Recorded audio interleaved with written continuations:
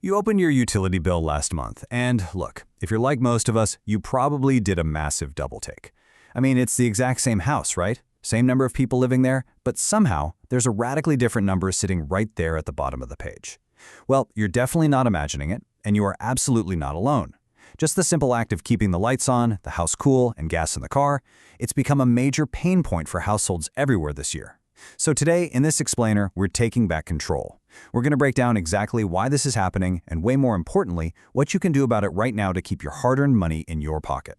But first, just a really quick bit of housekeeping. This explainer is strictly for educational purposes, okay? The energy savings we're going to discuss today vary significantly based on your home's size, your local climate, and, your personal usage patterns. The numbers I'll be sharing are solid ranges based on industry data and government sources, but your actual mileage may vary. And of course, always consult a licensed professional and get a few quotes before you go making any major physical improvements to your home. 36%. Let that sink in for a second. Since 2020, residential electricity rates across the U.S. have climbed by an astounding 36%. And the upward trend isn't stopping. We're seeing a 4.2% rise just in 2026 alone. This makes electricity literally one of the absolute fastest-growing household expenses right now. And I really need to stress this. This isn't just a temporary blip. We're looking at a permanent, structural shift in what it costs to simply power your everyday life.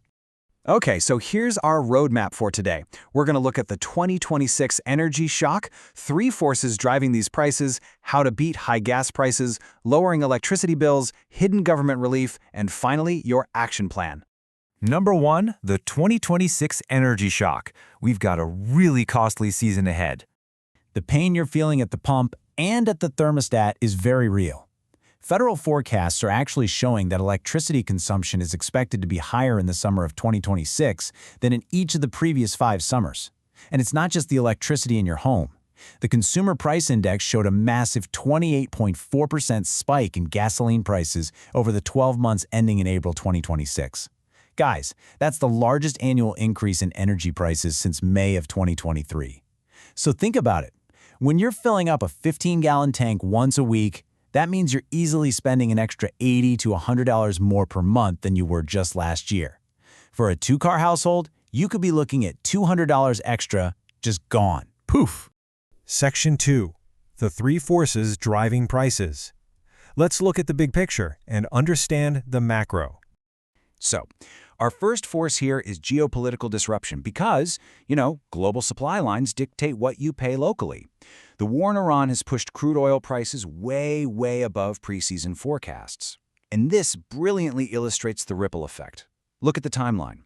Brent crude averaged $103 per barrel in March. Then, by April 2nd, daily prices briefly reached $128. This totally forced the EIA to revise its retail gas forecast to nearly $4.30 a gallon. When crude oil spikes, literally everything downstream gets more expensive. Gas, diesel, jet fuel, and because natural gas prices are directly tied to those global energy markets, your electricity bill follows right along. Now, force number 2 is fascinating. It's artificial intelligence. I know it sounds crazy, right? But the rapid expansion of these energy-hungry AI data centers has directly driven up wholesale power costs. Every single AI image generated, every chatbot query you run requires immense computational power, and that requires immense electricity. As we can see right here, wholesale power costs jumped from $38 a megawatt hour in 2024 to $51 in 2026. This massive new demand on an already strained grid flows directly down to your monthly bill. Basically, you're indirectly paying for AI infrastructure every single time you turn on your lights. And force number 3 is our aging grid infrastructure combined with some really severe climate events. Extreme heat, droughts, and wildfires are just stressing the electric grid to its absolute limits. Because of this, utilities are having to spend massive, and I mean massive amounts of money on grid upgrades and repairing climate damage. And guess who pays for that? We do. Yep, those repair costs get passed directly onto ratepayers through approved rate hikes and delivery charges. It's wild because often it's not even the energy itself costing more. It's just the toll of delivering it through a completely battered system. Moving on to Section 3, beating high gas prices. It's time to take back some control here. All right, let's debunk a major money-wasting myth right off the bat. Stop buying premium gas unless your engine explicitly requires it. Seriously, AA actually conducted testing and found absolutely no meaningful improvement in horsepower, fuel economy, or emissions when premium gas is used in vehicles that were designed for regular. If your owner's manual says premium is just recommended, those modest little gains do not even come close to offsetting the 20 to 25% price hike. Regular gas is perfectly fine, and just making this one switch will instantly save your cash at the pump. Another highly effective tactic is strategic timing. Use a free app like GasBuddy or Gas Guru to spot the 20 to 30 cent price spreads that are probably just a few miles from your house. Furthermore, if you really want to save money, make it a habit to fill up your tank on Sundays.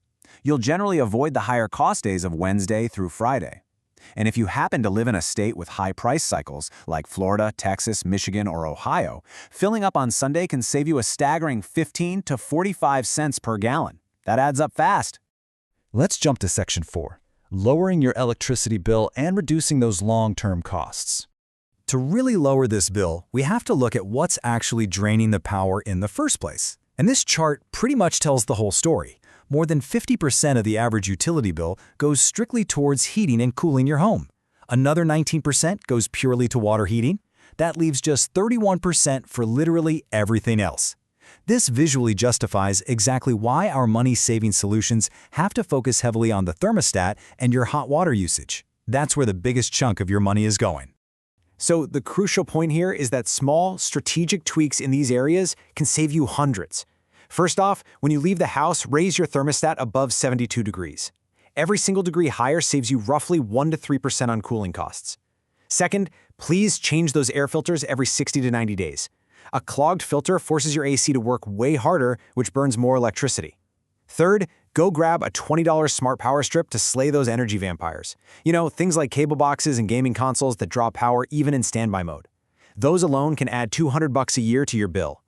And finally, switch your high-use appliances to run during off-peak hours to capitalize on cheaper time-of-use pricing from your utility. Moving on to Section 5, Hidden Government Relief Programs. This is literally funding you already paid for. First up is LEHIP, the Low Income Home Energy Assistance Program. Finance experts are constantly urging Americans to look into this, mostly because a shocking number of people who actually qualify for it never even apply. This is a federally funded program that directly assists eligible households with their heating and cooling costs. And honestly, here's the kicker. The income limits, which do vary by state, are often much higher than you'd expect. It is absolutely worth your time to jump online and check your eligibility for this. But hey, there are other massive cost savers too. Any renter or homeowner should call their utility today and ask for budget billing. What that does is average your annual usage into one predictable fixed monthly payment. It completely eliminates those brutal, unexpected summer spikes. Next, ask them for a free home energy audit. Sealing up the leaks they find can reduce your overall consumption by 10 to 30%.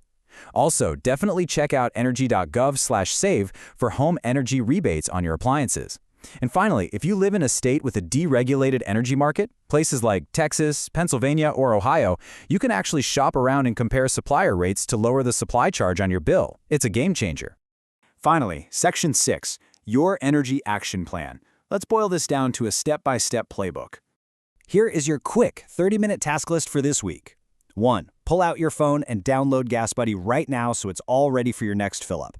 2. Walk over to your AC intake, check your air filter, and run to the hardware store for a $10 replacement if it's looking dirty.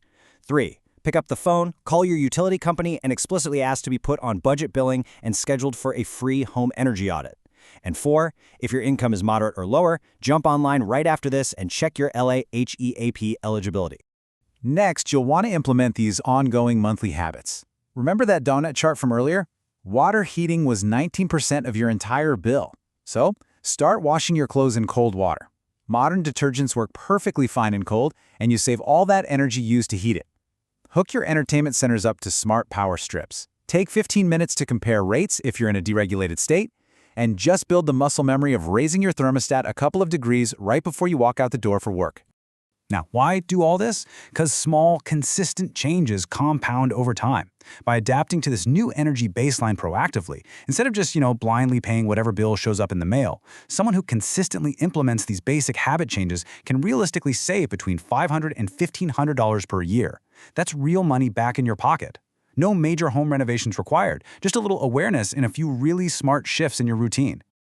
The reality is, global forces and AI aren't slowing down their power demands anytime soon, but you now have the tools to insulate your wallet. I'd love to hear from you down in the comments. How much did your energy bill actually go up compared to last year? Let's get a conversation going and see what people are really paying across different regions. If you found this explainer helpful, please hit that like button, share it with a friend who is also tired of high utility bills, and don't forget to subscribe for more insights. Stay smart, stay focused, and I'll catch you in the next one.